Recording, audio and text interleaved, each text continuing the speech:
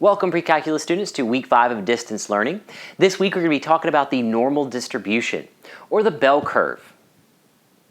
The two ideas that we're going to be talking about with the bell curve is going to be the empirical rule and the z-score. So what you see here up on the board is the empirical rule and its percentages, and then the z-score formula. The normal distribution is utilized a lot in your standardized testings.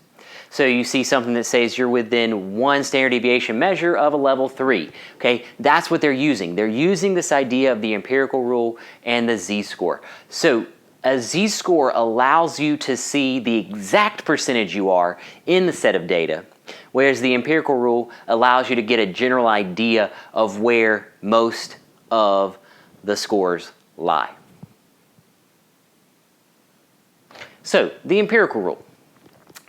The empirical rule has certain percentages within standard deviation measures. Starting in the middle, your mean. Your mean is in the middle, and then we go out a standard deviation, and then 2 standard deviations, and then 3 standard deviations. From the middle and going out 1 standard deviation measure, you get 68% of the data, which means that you have 34 on one side and 34 on the other. Within 2 standard deviation measures, you have 95% of your data, which means now we have 13.5% on both sides. And then within 3 standard deviation measures, you have 99.7% of your data, which means that we have 2.35% on both sides.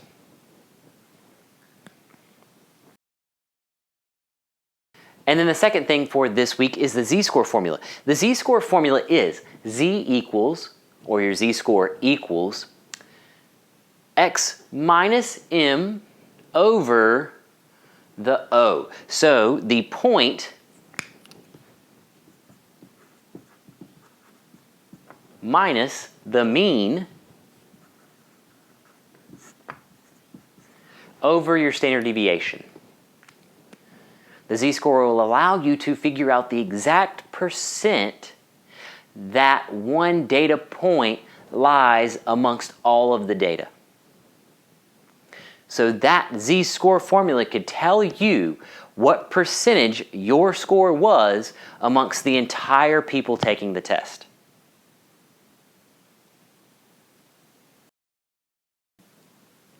Example 1. A math test had an average of 85 with a standard deviation of 4. Part A says what percentage scored between 81 and 93. And then Part B says if 100 students took the test, how many scored over 85 and how many scored over 93? Okay, so Part A, what percentage scored between 81 and 93? Since we're using the whiteboard, I'm going to go ahead and erase our marks and fill them in with the information from the problem.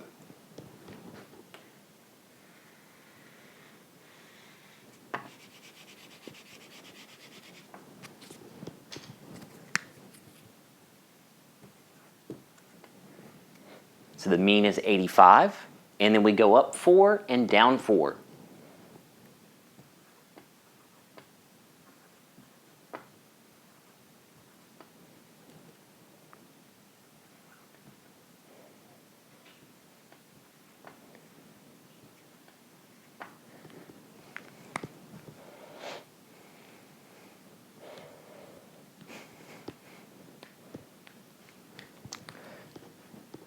And then now we can kind of see the percentage that we're going to use for Part A. What percentage score between 81 and 93? So we're going to add these percentages up.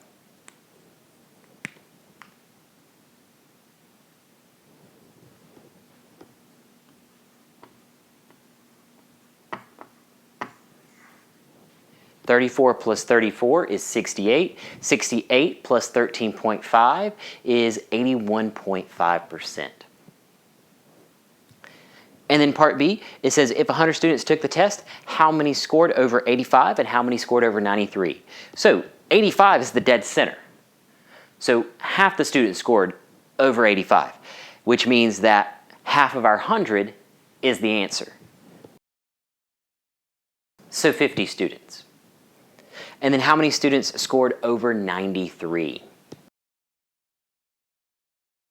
And then finally, over 93. 93 is 2 standard deviations above the mean. Within 2 standard deviations, you have 95%, which means outside of those 2 standard deviations, you'll have a 5% total. You'll have 5% between the below and the above that share that 5% equally. So 2.5 and 2.5, which means that from 93 and above, you're going to take 2.5%.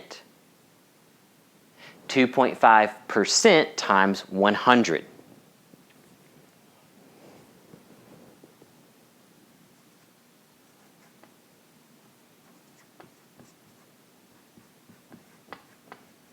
.25% times 100, or 0.025 times 100 is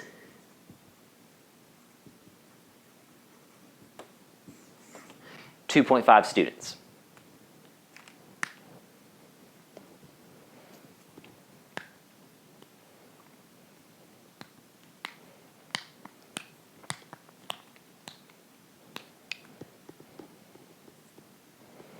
And then finally, example 2. Example 2, we're going to be using our z-score formula to solve for the variable that they ask. So for part A, we are going to solve for the z-score. They gave us our point of 10, our mean of 8, and our standard deviation of 2. 10 minus 8 is 2, divided by 2 means our z-score is 1. The z-score number that you're getting here is just a measure of how many standard deviations you are away from the mean. Part B. They gave us our z-score of 1.5. We're looking for our point. Our mean is 10, and our standard deviation is 2. So this time we're going to have to work backwards. So we're going to start by multiplying our 2 to the other side. So 1.5 times 2 .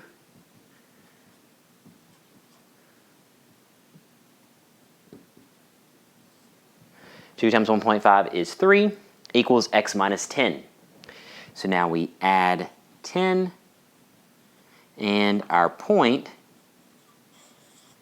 is 13. And that finishes up our last example for this week. What you're going to see now is posted below is your assignment for the week. To go along with this, I'm also going to post the z-score chart. There's a z-score chart that will tell you the exact percentage that the data falls. So what is 1 as a z-score? What percentage would that be? When you read this chart, you're going to read the tenths, so 1.0, and then you're going to go over the hundredths. And you're going to see the exact percentage for every z-score down to the hundredth. With that said, I look forward to seeing each and every one of you soon. Please feel free anytime. Post, reply, chat, email, questions. I'll be glad to answer them. I'm going to be praying over each and every one of you this week, and I hope that each and every one of you have a great week.